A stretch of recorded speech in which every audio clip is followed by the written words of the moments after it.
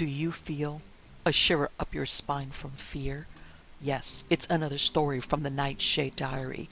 You know what that means. Check under the bed and make sure no one or nothing is there. Is the closet door securely shut? Then leave your disbelief behind. Amp up your imagination and hang on tight for another ride into terror and mystery.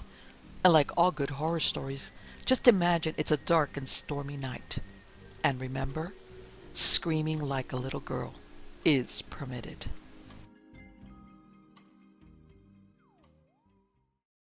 The Day of the Dragon by Guy Endore. No, in those days, no one ever thought of such a peril to the existence of the human race. I was young then, but I recall the times distinctly. Scientists at their annual meetings used to discuss the probability of the termination of the triumphant progress of the human race, but that it should come about in this fashion, this terrible and at the same time ridiculous fashion that no one ever imagined. At the present writing, it does seem that the complete extinction of all mankind will be delayed, for there must be quite a number of small communities that have found refuge in mines and caves, and though it is long since we have had any word from them, yet in big cities such as Paris, Berlin, and London, where there are impregnable subway systems, men and women can still hold out against the terror that ravages the open country. But how long can we last? Few people, I suppose, are more capable than I of recapitulating the whole story from its completely insane inception, of which I believe I was, and remain, the only living witness. I have heard lately so many different versions of how it all began, that I want to say this: they are for the most part far from the truth. But it is a very human necessity to demand an explanation of some sort. Well, as I say, in those days scientists used to imagine many perils to mankind. Some foresaw vast cataclysms, others predicted more subtle scourges. Very frequent was the prophecy that insects would succeed to the rule of the earth. I can still recall clearly a very stirring lecture delivered by a great entomologist.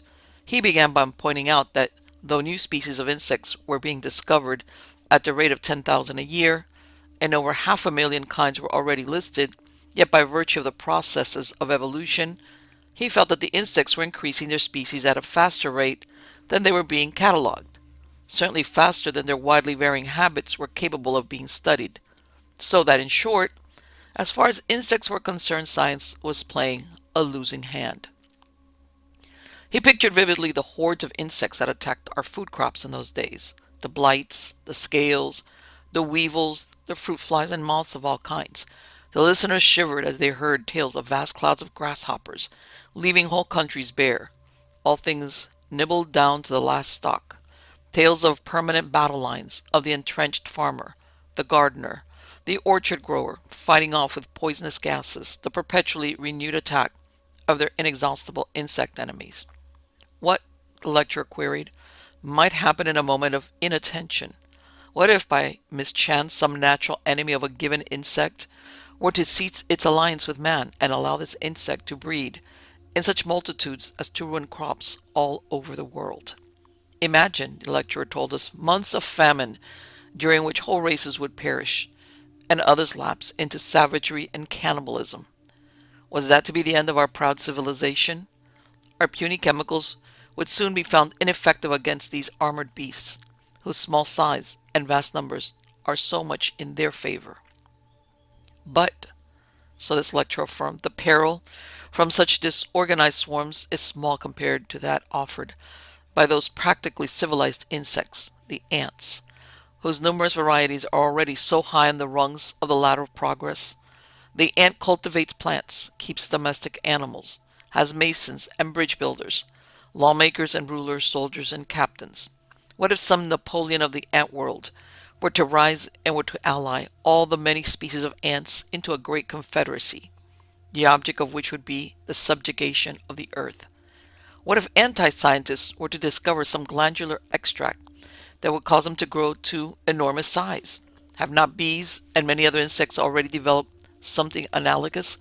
What is to prevent them from doing this, then waxing big as rats, to move against mankind in order to enslave and domesticate it? What a comic tragedy! Man ending his history in the stalls of vast pyramidal ant hills. The ant's bondservant, his domestic animal. Curious, now I think of it, how man has become to pass that is nearly if not quite as ridiculous. I must say this lecturer had a pretty clear idea of what would happen, but how it was to come about, that was another matter. He had his guess to which he was entitled. The guesses of others took different directions. I shan't dwell upon them at length. Now it was the sun that was to become exhausted, whereupon our planet would grow cold, the vast seas frozen to the very bottom, and all life refrigerated to death, imperfect cold storage embalming. Again it was the earth that was to cease to revolve, leaving one half of itself parched in perpetual high noon sunshine, the other frozen in eternal midnight. Or else it was a comet that was to strike our earth and shatter it into a million inconsequential planetoids. To such cataclysmic horrors, to such cataclysmic horrors, others opposed more subtle dangers. Did not the statistics on insanity show that its rate of increase was such that it would not be long before the whole world was a raving madhouse, in which poor, normal beings as might remain would have a far from enviable fate? Would not, so other students asked, the increasing use of fuel disturb the balance of the atmosphere? Would not the use of oil by motor ships give rise to a scum of oil on the seas? In short, were we not about to blanket the earth and the waters and shut out the health-giving ultraviolet rays without which life is impossible? Ah, but that we should be attacked and destroyed by a legendary animal. No, that I never heard from the mouth of any of these scientists. Why? Such an animal does not even exist. They would have said. Ridiculous. A fabulous monster? Why, that's pure myth. Oh, good enough, I suppose, for fairy tale writers and for artists with lively fancies. But we serious. Well, it was out of such legends that it came about. That sounds strange and impossible, but it is true. Listen. In the old days, in the golden era when mankind walked out carefree into the great light, where the laughing sun played on the pied fields and the good breeze blew, I was then a reporter, and I will remember the time I was called upon to do a story on a live toad said to have been immured for 1 billion years in rock. That was the beginning of it. In some upstate county, this road hopped out of a kind of natural bubble in the stone, hopped out just as a stone cutter's chisel broke through into the air hole, and the workman, flabbergasted, ran to the editor of the village paper and there gasped out his tale. A local amateur geologist claimed that the rock of this region had been laid down 1 billion years or more ago, and that the toad must therefore be 1 billion years old or more. But the editor of the paper called the stonecutter a fool for not having caught the toad. A group of people, however, who had gone out to investigate found a toad not 10 feet away from the cup-like depression, the stone bubble, and there was no reason to think that this was any other but the long-lived toad, just out from 1 billion years of solitary confinement. The story, though old and often scorned, got about. The toad was exhibited in the village drugstore, where he contentedly accepted a tribute of live flies, and a reporter from a nearby town called to write up the tale and take pictures of the toad and the quarrymen. So the story came to New York. The Sunday retrogravure ran pictures of the event, and such was the interest stirred up that I was asked to collect opinions from the wiseacres of the museum and the local colleges and scientific institutes. Naturally, I took advantage of this assignment to look up my old teacher, Crabshaw. We used to call him Fossil Crab's Paw. If you said it rapidly, it sounded so much like Professor Crabshaw that we dared to say it to his face. And being young and silly, we thought it a very brave and clever thing to do. I thought it would be good fun to see old Crabshaw again. But it did not prove to be such fun, for the once so familiar biologic laboratory on the top floor made me melancholy, and the memory of many drowsy afternoons spent there dissecting cockroaches and rats afflicted me. The dissecting room was empty, but there in the rear was old Professor Crabshaw's office. I could see him sitting at his desk, bent over a pile of examination papers. He was more seedy than ever, and I swear he wore the same acid-stained smock, even as his meek face bore the same old pale and drooping whiskers. The honors and awards of being a scientist had passed over Professor Crabshaw and left him practically where he had started. He was still an instructor, overworked and poor, and yet he had done some fair work. He used to tell with considerable pride how his work on the surface tension of various fluids taken from protozoa of different types had suggested to him the possibility of constructing a synthetic cell. This suggestion had been taken up by a later worker and carried to success, reaping fame and rich material rewards. But not for Crabshaw. I introduced myself to the professor and reminded him that I had once been a student in his class. He smiled and bade me to be seated. That he was pleased that a great newspaper asked him for his opinion was evident. Of course there's no truth in it. Just another popular fallacy like horsehair snakes. The toad no doubt lived nearby. You say yourself that it differs not at all from the present species common to that region? That explains the whole story, which after all relies almost entirely on the say-so of the quarryman, who was probably frightened out of his wits when a toad hopped past his chisel. May I quote you, I asked? It was in his answer to this that Professor Crabshaw revealed all the meekness of his nature, all the years in which the better diplomats in his science had advanced to more important posts, while he, the patient worker, had remained behind to correct examination papers. I'm afraid I can't permit that. You may say that a professor at a local college, a well-known biologist of note, well, any sort of paraphrase, he smiled, pleased at his own flattery of himself, and content to visualize himself praised even anonymously. As I left, I imagined him secretly hoping that I might forget his instructions and publish his name. But we published nothing, for it was decided to have a feature article on the subject of the Sunday magazine section. When the editor of the Sunday magazine told me this, I suggested Professor Crabshaw as a likely person to do the article. The moment I did so, I regretted it. No one could have been more unsuited to the task, but I consoled myself with the thought that he would surely refuse to write for a cheap paper. But I was mistaken. He accepted, so I learned, and with great pleasure. Had he been seduced by the need of the $200, which was the magazine's price for the article? I confess I was rather worried, for I felt myself responsible for the whole business. I therefore called him up on the telephone and began by explaining that it was I who had recommended him. I thought as much, he replied. And you must have lunch with me. Can you meet me at the faculty club at once? I accepted, thinking that my business would be settled better across the table. Professor Crabshaw was prompt to the appointment. With him was his wife, a buxom, frowsy person, whose not unkindly face showed plainly the effects of years of disappointed hopes. She was voluble in her thanks to me. It was so kind of me to have recommended Paul. That it was the $200 that magnetized her was easy to guess. Her conversation at the luncheon was of nothing but money. Look, she said, this Professor Slocum. Of course you've heard of him. Economics, you know. And they say he's made a fortune on Wall Street. Those economists have secrets. You should see his new roadster. And that's Professor Dillinger, yes. The man with the little beard, he's rich. That's his wife there, the tall one, with a permanent. He's got political connections. They say he's the brains for the sugar lobby. Now Lizzie, Crabshaw objected. But it's true. Just take a look at Professor Wilson. Just because he discovered that the mob reacts like a spoiled baby, he got himself a $100,000 a year job with an advertising house. Oh, Paul, why haven't you ever discovered something brilliant like that? But of course, what can one do with protozoa? I always say there's no profit to be made out of raising such tiny bits of things. Well, I did once discover, Crabshaw began meekly. Yes, Paul, we knew all about that, his wife said severely. But Lizzie, I was only going to explain to Mr. Paul, how often must I tell you to call me Elspeth? You know, she said, turning to me, that I've always felt that if Paul would only get used to calling me Elspeth instead of Lizzie, he'd made at least $1,000 more a year.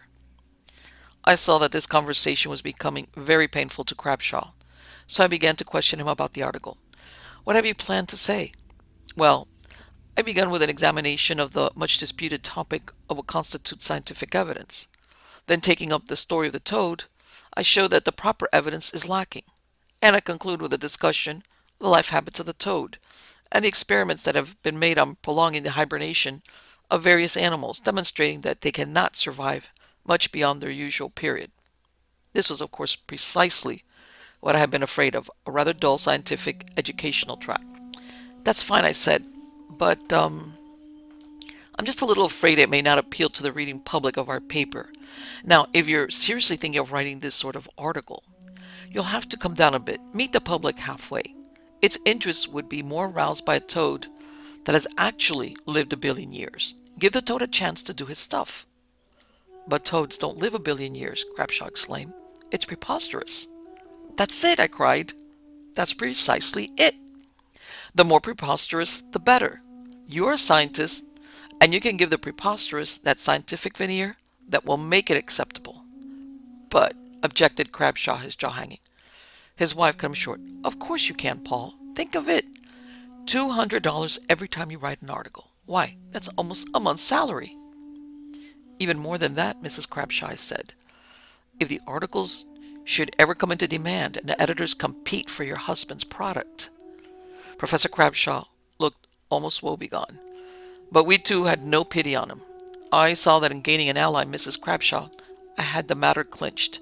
And indeed the article turned out to be all that could be expected of the most experienced yellow journalist.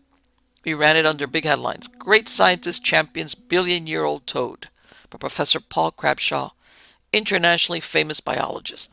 And we had enormous pictures of toads along with a strip of vignettes showing our artist's concept of history and the toad, in which, above repeated pictures of the toad immured in his rock prison, were depicted prehistoric animals, the glacial period, early ape-like man, first signs of civilization in Egypt, then the Jews captive in Babylon, then Christ on the cross, and following that, Columbus and his caravel, Napoleon, and then the final picture, typifying the most up-to-date scene, the President of the United States surrounded by a draped flag and a spread eagle.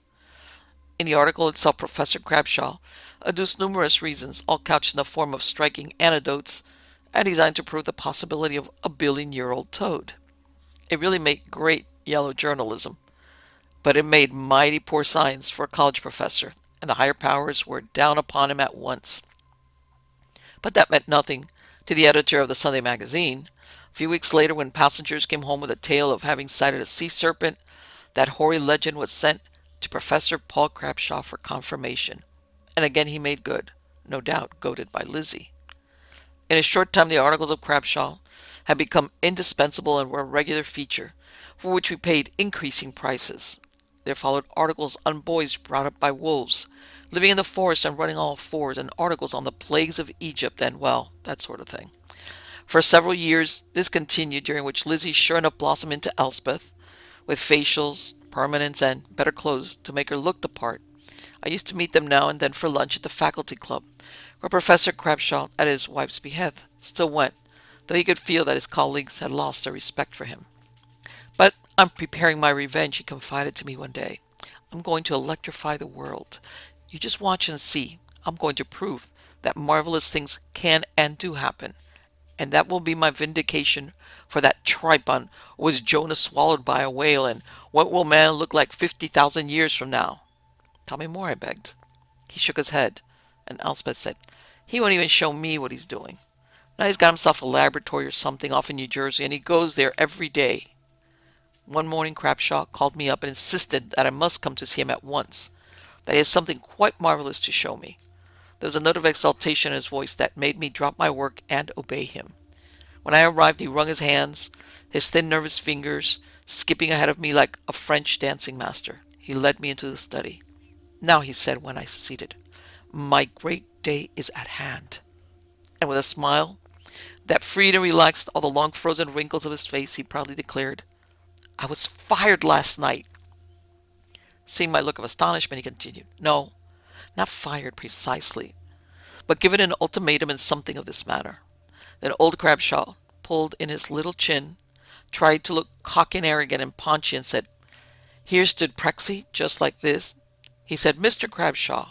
You see, it was no longer Professor, but just Mr. Mr. Crabshaw, I think the moment has come for you to decide what subject you are most interested in, science or fiction writing. I answered him back hotly, Mr. President, you have no right to set a limit to scientific investigation. And he answered, no, but we do try to keep our Department of Science and of Belles Lettres distinct. Then I said, Mr. President, if you want to be shown that I am not romancing, but have made one of the greatest contributions ever made to biology, I invite you over to my New Jersey laboratory tomorrow. You will see mythology come to life. I have invited several of my skeptical colleagues to come with me, and if you wish to be fair to me, I shall have the honor of calling for you at 3 tomorrow. He refused at first, but upon my insistence that I deserved a fair trial, he consented. It is past 2 now, and we must leave soon. You will go along as a member of the press, and you will write this up for your paper. So get out your pencil and make notes of what I'm going to tell you. This will be the biggest scoop of your life, and will serve to repay you some for what you did for me. But, I began. Let's not argue now, he said hastily. We haven't the time. Listen carefully. I was going to make an article of this myself, but on second thought, I decided that the first report ought to come from someone else. I would never be credited by serious readers, for it is more fantastic than anything I have ever written, and yet every word of it is true. Let me begin at the beginning, however. You knew, did you not, that for some time I've been suffering under the slights of my fellow scientists? I confess. I did write many silly articles, but if science would not butter my bread, then I had to do something else. For as long time I've been scheming to rehabilitate myself. At first, all I could do was hope and pray that something might happen that would of itself lift this reproach from me, some striking event that would, so to speak, give a little basis for my flights of fancy. Then I myself began to cudgel my brain to scheme out something of my own. After several false attempts that I need not discuss here, I recalled something I had known for many years, and I wondered if there might not be a possibility for me in this bit of knowledge. Perhaps you can still recall my classroom lecture on the nature of the reptilian heart. Well, in brief, it is compared to the mammalian heart, the human heart, for example, an incomplete organ. In a way, it is a malformation, for it is so constructed that the blood vessels of the animal are never filled with freshly oxygenated blood. The old stale blood, replete with body poisons, mixes in the chambers of the heart with the bright clean blood from the lungs and is pumped back through the body again, only half cleansed. Scientifically, we express that by saying that the septum between the ventricles, the wall that should be there to keep the two blood streams separated, is incompletely formed. The animal thus suffers all its lifetime from auto-intoxication and is by nature sluggish.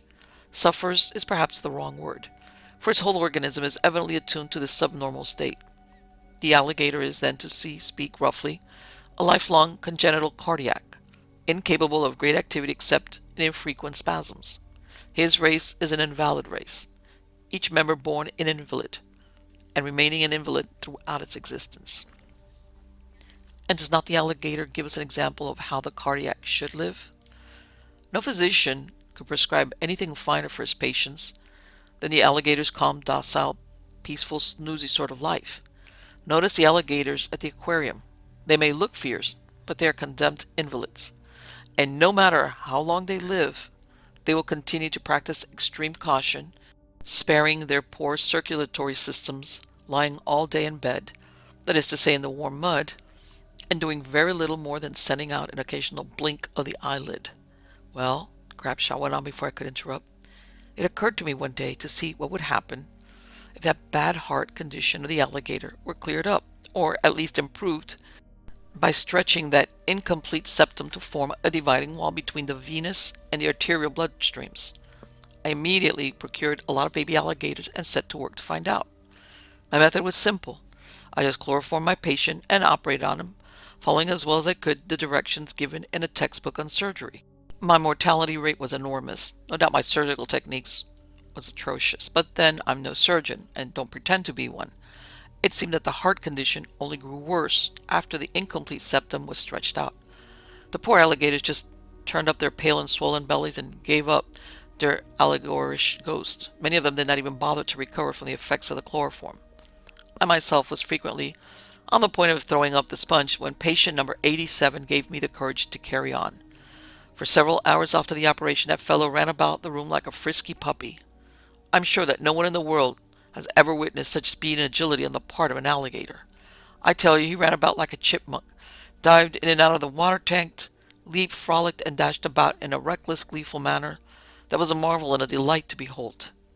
Then suddenly, over he turned, wiggled his paws madly like a toy train upset, the wheels of which continued to spin until the spring has unwound.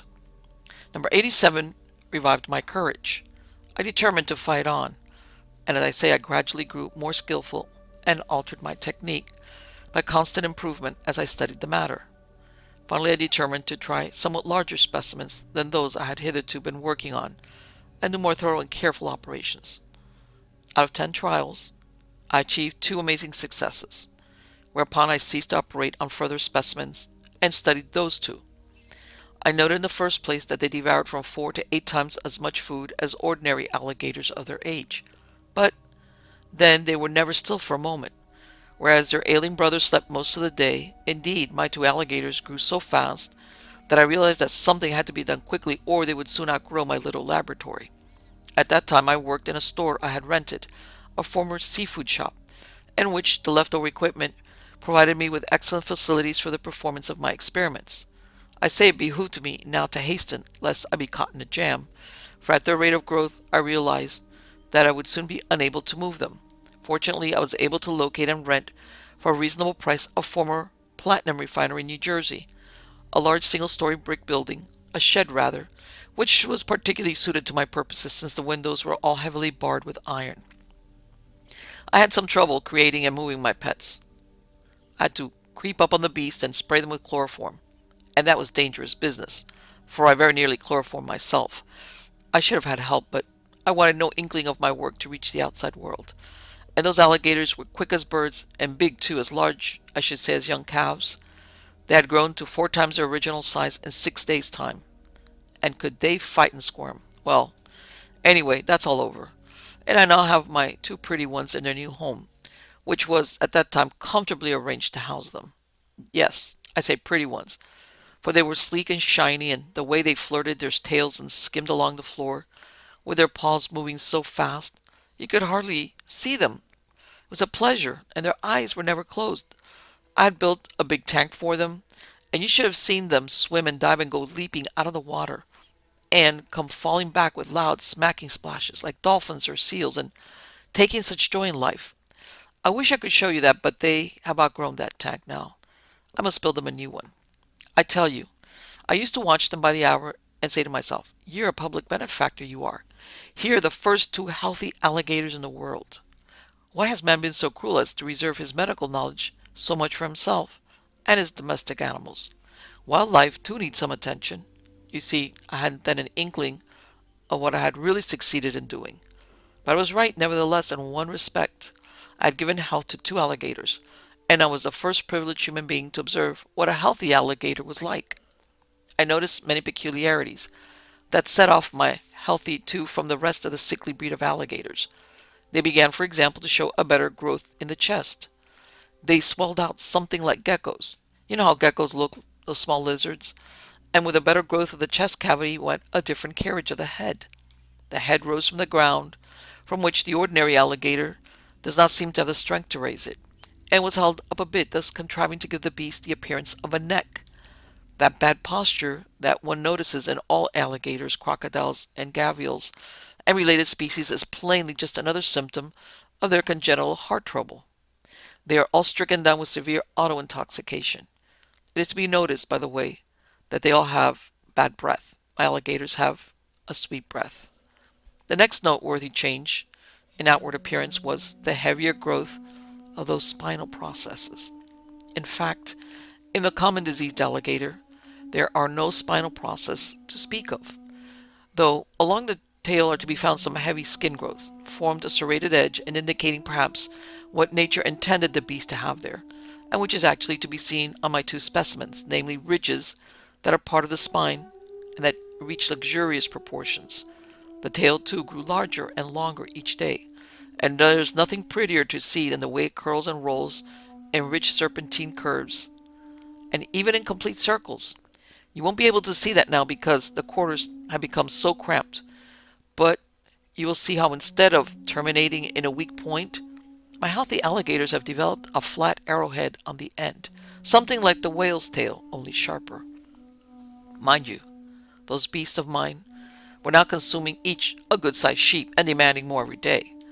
And though big around as cows and of course 2 or 3 times as long, they were still but tots, so to speak, being but a few months old and still in the process of development. Especially curious was the ridge that grew along the back, and which between the shoulder blades and the hips, if I may be permitted such loose anatomical designations, seemed to rise higher each day and to have greater internal structural support. For not only did the spine enter into its formation, but the ribs actually grew out of the body and provided buttresses for it. For some weeks, my patients appeared as if a heavy mushroom-like parasol were sprouting out of their backs. Now, whatever can that be? I used to wonder, and continued to watch. But there were so many interesting things to see, I must explain that with my beasts the size of elephants, I ceased to be able to examine them very closely. I'll tell you the way I go about it. The factory is along a rarely used unsurfaced road in a remote part of the country, and I drive up there every day, formerly in my old used car, but now in a truck specially purchased and loaded down with a couple of sheep or pigs fresh from the slaughterhouse, and with several tubs of fish. Before I installed a different pulley, I had to drag all this up the roof and dump the whole business through a ventilator on it. I don't dare enter the place. Why? It was even dangerous to do that much, for their lashing tails with that heavy and sharp arrowhead termination used to come whipping around and crash through the windows, or rather, whatever fragments of glass and iron bars remained in the window, and come out thumping and feeling around the roof. I guess they were curious to find out what was all the disturbance up there. Or perhaps they knew it was feeding time, and they just wanted to show their appreciation of my solicitude. I often did think they felt gratitude for me, their deliverer from the oppression of heart trouble. Oh yes, I forgot to tell you how they began to show knobs on their snouts, and how these knobs kept growing out and formed what I can only describe as feelers or whiskers, heavy things, flexible and curling like the trunk of an elephant, only thinner and covered with a leathery integument. Well, one of those feelers came whipping out of the ventilator when they gave me a caress that tore through all my clothes and left a deep bloody scar. As I say, I suppose it was a caress, but I was so frightened that I jerked back. I believe that if it had been ill-meant, I wouldn't be here to tell about it. Yes, I'm pretty nearly positive of the fact that they like me. Oh, of late, it has grown more and more difficult to get a good glimpse of them. It's been getting more and more dangerous to go near that building. And before I rigged up my rope system, I used to climb up to the roof by a ladder placed against the rear of the building where there aren't any windows. And once on the roof, I'd make sure that nothing was protruding from the ventilator. And then I'd rush up and cast down my load and rush right back with another load. Once they were busy eating, it was fairly safe. Now, and then I'd put my eye to a little opening I found and peer through. There were my beasts, growing larger every day, greater now than elephants in the bulk of their torso, and with that parasol-like growth on their back expanding, and shaping itself out into two vast ovals, one on each side. Then one day it came over me suddenly what these were. Wings! Yes, sir, wings. And suddenly, too, that day I realized what I possessed there, locked up in that old factory, and I ran back to my car and drove at breakneck speed to New York and to the library. Why, of course. What else but dragons? And the story and pictures of those fabulous beasts proved to me that my alligators were not the only healthy alligators that had ever existed. There had been at various times, but mostly in prehistoric days, other rare specimens of healthy alligators. How else can one explain the fact that people had seen precisely such monsters as I have out there, and preserved the record of their appearance in story and art? Why, those Chinese dragons you see embroidered in silk were as like mine as two peas. Undoubtedly, there appears now and then, but exceedingly rarely, a sport or variant among the alligators or crocodiles, provided by a chance with a healthy heart, and so free from auto-intoxication. But to get back to the progress of my pets. They continued to develop, and pretty soon I began to see their wings unfold, with those enormous ribs of theirs strengthening them like rib Gothic vaulting. Hunched they are at the shoulders, and then smoothing down flat to the rear and wrapping against the lower bodies like enormous shields. You can see that they are aching now to try out the wings. But there is no room in the factory. But now and then they do a little tentative flapping, like chickens, and then they subside sadly. I tell you, it breaks my heart to see them so confined, but that will be remedied. Now, they have begun to look awkward on the ground, trailing their immense wings, their size preventing them from frisking around as they used to do. They move back and forth like caged beasts, and I can see that their tempers are getting short and ugly. He paused suddenly and looked at his watch. Come, we've no time to waste. I'm to call for the delegation at 2:45 and then be at the president's house at 3 sharp. Say, I exclaim. This is also terribly exciting that my head is simply whirling. What a story this is going to make. We'll run a whole page of pictures. I was so carried away by Crabtree's vivid story that I never for a moment doubted its veracity. Pictures? Crabshaw cried. Pictures. Of course. Why did I never think of that? But I've been so feverishly excited. We must take some now. Wait. Let me get our camera. I wish I had kept the photographic record of their development. Well, that will have to wait for the next group I operate on. I suggested calling up for one of our new photographers, but he vetoed the idea. For the present, he wanted no outsider except me. We drove out in a limousine Crabshaw had hired for the occasion.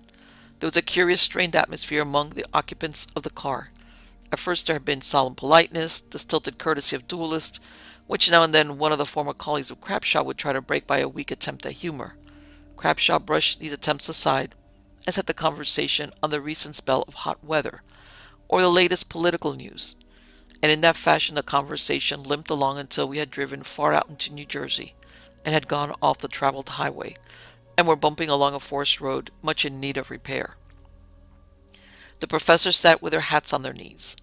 The president wiped a copious sweat from his brow, and Crabshaw, thin and alert, kept leaning forward to give the driver directions. Suddenly Crabshaw gave a cry. The car drove out into an open space and stopped suddenly. Before us were the heaped ruins of what had once been a red brick building of some size. Disregarding our solicitous inquiries, Crabshaw continued to yell, "They've escaped!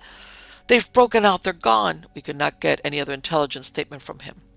He ran out and scrambled up over the mass of wreckage, the heaps of bricks, the twisted girders, and continued to let forth one piercing scream after another. We sat in the car for a while, overcome by the powerful stench that, along with the heat of the day, robbed our lungs of the breath they craved. The president, holding his kerchief to his nose, a gesture that his professional satellites imitated at once, made a muffled nasal remark.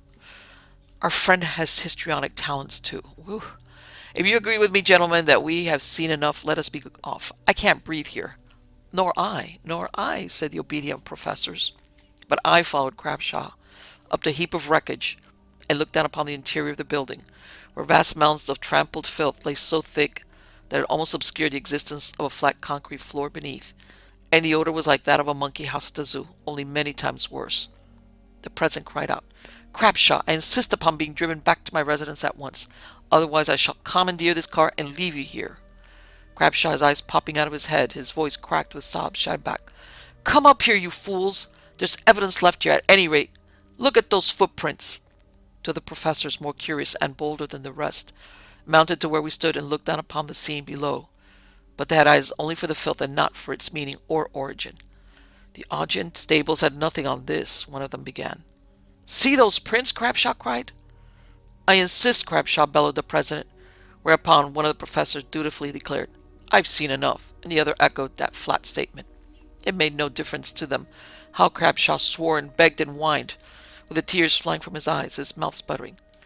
"Here you, Professor Albert, world-famous paleontologist, why don't you measure these footprints? What animal do they come from? Did you ever see such enormous holes as these claws have dug? And you, Professor Weiner, why do you stand like dummies?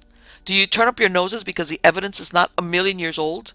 Why, if this were in the rocks of Montana, you'd be all over the ground, sniffing and measuring and preparing to write huge tomes. What's the matter with you now?" Gently I led the hysterical man down from his mound of bricks and pulled him into the car. On the drive home he remained silent except for an occasional attempt to arouse the others with a sarcastic or pleading remark.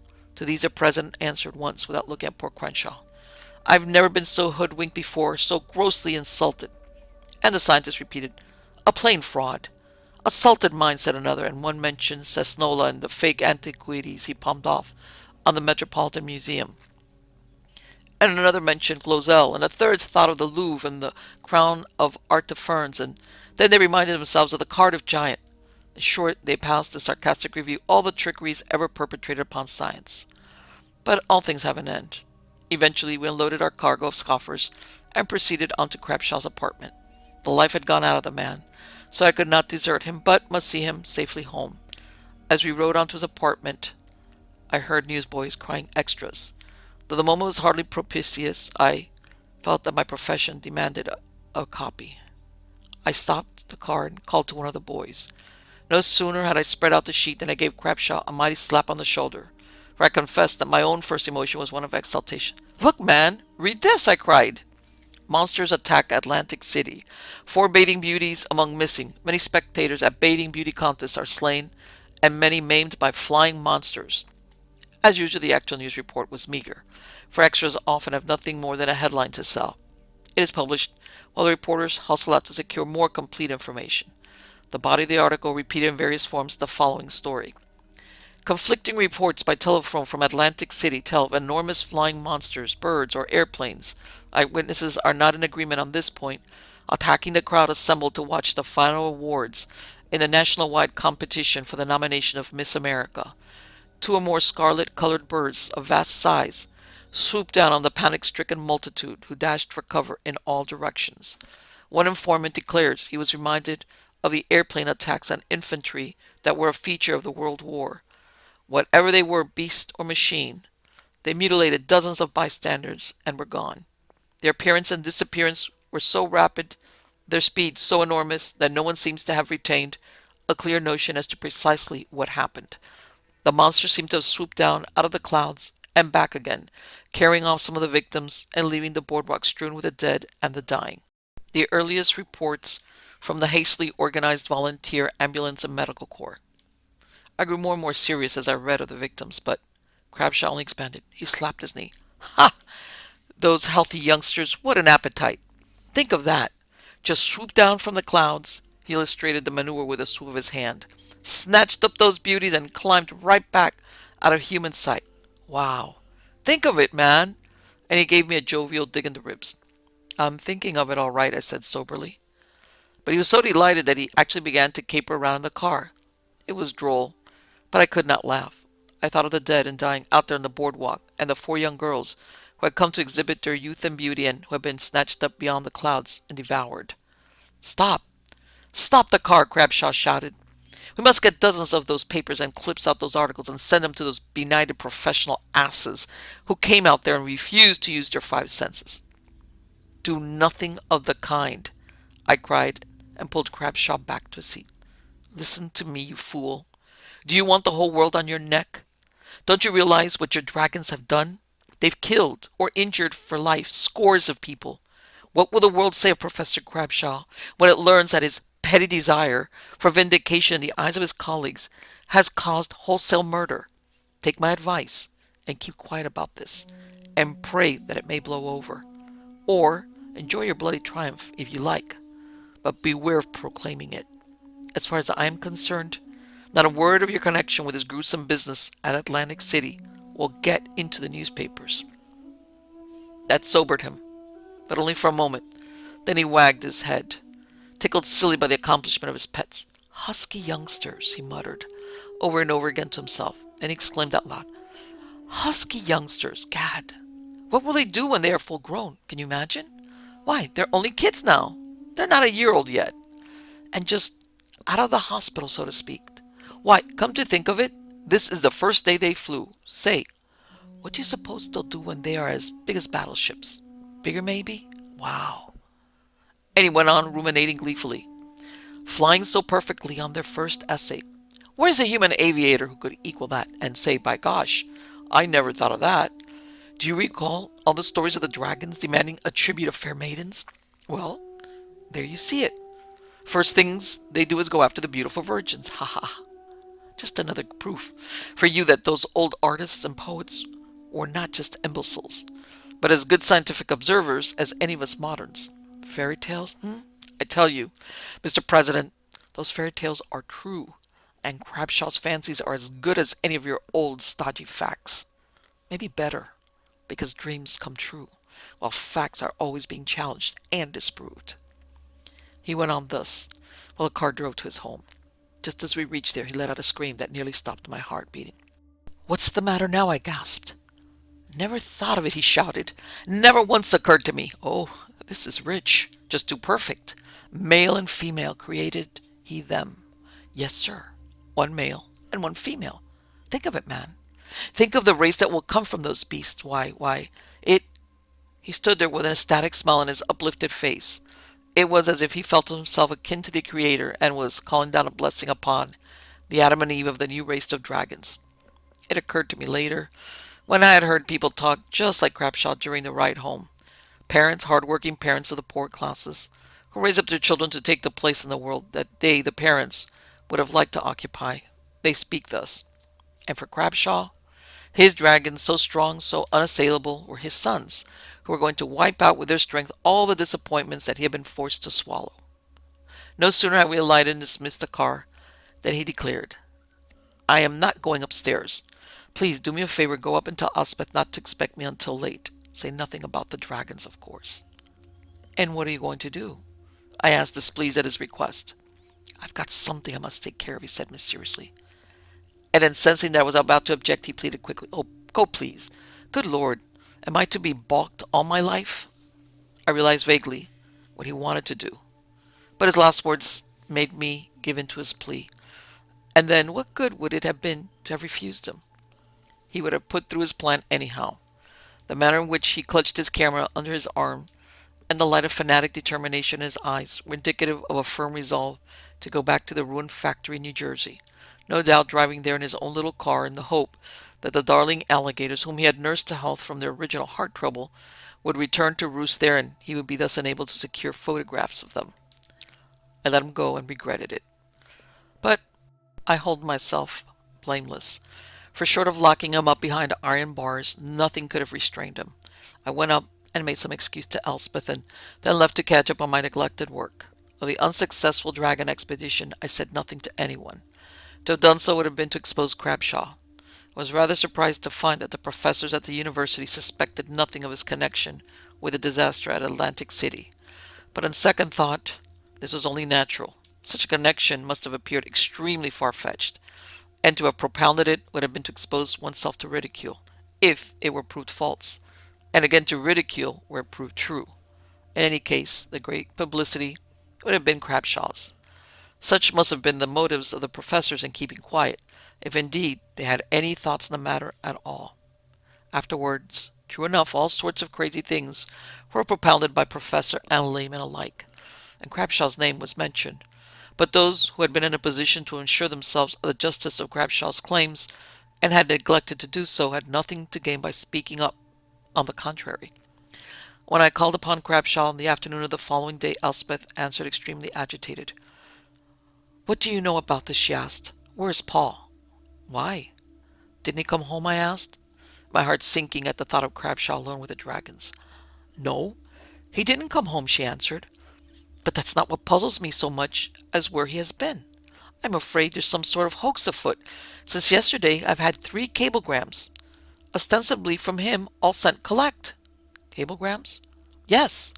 One from London, that came last night. The second one came early this morning and was from Alexandria. And I just had another just this moment from Singapore, Malay States." "Well, what does he say?" "He says the same thing in each one. Don't worry, stop, am safe, stop, be home soon." "Well, that sounds encouraging," I said, for want of any better comment. Elspeth, however, declared, "Well, I can tell you this. I don't believe they come from Paul. He can't be all over the world in one night. And I'm not going to pay for any more of them. Perhaps you can tell me what it's all about. What did you two do yesterday?" "Why, nothing," I said, and blandly made whatever excuse I could think of quickly and then hung up. Actually, of course, I had a good notion of what had happened. It was plain that he was riding through the clouds on the back of one or the other of his flying alligators and could stop them where he pleased, flying from continent to continent and over the oceans. "Well, glory be to you, Paul. Now you are truly vindicated. Now you have your hypothesis. All the world will bow to you when you come alighting in the middle of Broadway on your pet dragon." I thought for a moment of proclaiming the arrival of Paul Crabshaw from around the world hopped done in one day. But fortunately, I thought better of it, in view of the recent disaster at Atlantic City, of which the papers were now full. But I could not restrain my mind from waxing enthusiastic over the fact that it was plain that Paul had tamed the monsters. What would not mankind be able to do with these domesticated dragons, who were so superior to airplanes? Perhaps Paul had struck the right track, the new road along which mankind was to progress by breeding or otherwise developing animals to do the work of machines. But we waited in vain for Paul Crabshaw to return. Elspeth paid for several more cablegrams from South America, from Africa, and from outlandish places. Then the cablegrams ceased, which both pleased and disappointed the economical Elspeth, and after that we never heard of Paul again. As for the rest, it is history. The bruit of the Atlantic City disaster died down, and for several years we heard nothing more of monsters. Elspeth, bereaved, had gone away to nurse her sorrow, and Paul Crabshaw's disappearance was soon forgotten. I used to ponder over the probate fate of the dragons. Evidently their mighty hearts had given way and they had fallen into the sea along with their doctor. But they had only retired to remote regions, there to breed thousands of their kind, for soon the world awoke to the fact that it was positively infested with dragons. There were at first rumors of dragons devouring the natives of interior Africa. This was presumed to be false, like so many other jungle stories. And then there were rumors of dragons in South America and China. These are dismissed as tropically overheated imaginations and mere Chinese fantasies. And then there were dragons in Europe, in France, in England, in the United States, in New York. And no one could doubt the truth of it anymore. The world was a prey to man-eating dragons. Too late then to fight the vermin that had obtained such a foothold in our world. Alas, no longer our world, but the world of the dragons, who have become supreme. Step by step we have retreated and given up the globe which we had brought so near to complete civilization, given it up to our successors in time. The human history of the earth is closing its books. Too late then for me to tell what I knew, and when I did, I found no one to believe me. No one could try my simple explanation and see if alligators could really be cured of their heart trouble and become dragons. The mere suggestion was dismissed at once on the grounds that acquired characteristics were not inherited, whereas these dragons bred true. In short, the idea was too ridiculous to be discussed seriously. The explanation that science handed down was that some dragon eggs, remaining for millions of years in the cold storage of the Arctic, had by chance been caught in the sweep of the glacier, had been carried down in the slow glacial movement to the sea, had thence, along with an iceberg, been carried off to sea, and had floated down into the warmth of the tropics. On some tropical island shore, the dragon egg, still by miracle unbroken and unspoiled, has slowly been brooded to life by the warmth of the sun. This theory fit in well with the old tales of gigantic rock eggs and was generally accepted by science and laity alike. I did not press my point. For what could be the value, at this late date, of knowing how to transform a comparatively harmless alligator into a dragon? Making more dragons, even in the name of research, was the silliest ever of all schemes to carry coals to Newcastle. Why, the world was full of them. Not a city, not a village, not the remotest hamlet but suffered their depredations. The dread fowl came down like a hawk upon chickens, and carried off men, women, and children, as well as cattle, and left only its horrid droppings as a final insult to the tragic survivors. In vain mankind prayed. In vain ministers sermonized on the beast of the apocalypse, the beast whose number was 666. In vain we turned to anti-aircraft guns, to explosive bullets, to poison gases, to gigantic traps. In vain our most courageous aviators mounted the skies in pursuit of them. A thrash of their tails, and man and his machine tumbled to the earth, while his bullets rattled harmlessly off the armor-like hide of the beast. It was useless to fight. We were beaten. And the wise ones were those who scurried off soonest to the best caves and mines. Farmers burrowed underground and tilled their fields in the darkest nights, and did not trouble themselves to grow any more food than they could use. Famine added itself to the miseries of mankind. Our supply of coal gave out. Our electric powerhouses ceased to function. Turbines still ran, while others had volunteers to brave the danger of running them and of repairing power lines. As long as our machines still held together, they were used, but repairs grew more and more impossible. To work in the daylight was suicidal. At night, light was forbidden, for it immediately attracted a dragon out of the sky. Evidently, they bred rapidly. Not 20 years after Crabshaw's first specimen, thousands were counted, and the world of human life perished before their insatiable hunger, as once the world of animal life had perished before our advance. What we had done to the buffalo and the passenger pigeons was repaid by us in full measure. Oh, where is now the St. George that is to rid us of our scourge? Where are the scientists with serum or inoculation that should wipe out these dragons? What? Will science fail us? Are we doomed, we the last remnants of the human race, who now exist in perpetual fear? At first, how many and how bright were the reports of what we could do to the dragons? Reports of new types of guns, of great steel spring nets, of new and most potent gases, harmless to man but deadly to the great saurians, of disease germs that were to be spread among them and wipe them out in one vast epidemic, of poison bait. Alas, all failed, until even the most optimistic of us have lost heart. We ceased to hope and made the best of things, and quietly blessed those valiant old New Yorkers who had constructed that so often ridiculed megalopolis with its impregnable fortress of skyscrapers and its marvelous network of underground passageways where we, besieged mankind, can make our last stand. Here we're safe for a time, that is to say, until famine gets us. We stave off that as best we can by utilizing every rooftop and planting countless window boxes and developing whatever mushroom and other fungus grows will thrive in the dark. Here and there too we grow food under ultraviolet light, but current is almost priceless. How long can we last, seeing that our existence is ultimately dependent on the constant excursions of volunteer corps who are ever risking their lives for the community? Our numbers grow daily less. A few, we are told by rare travelers, survive in the far north where dragons rarely go.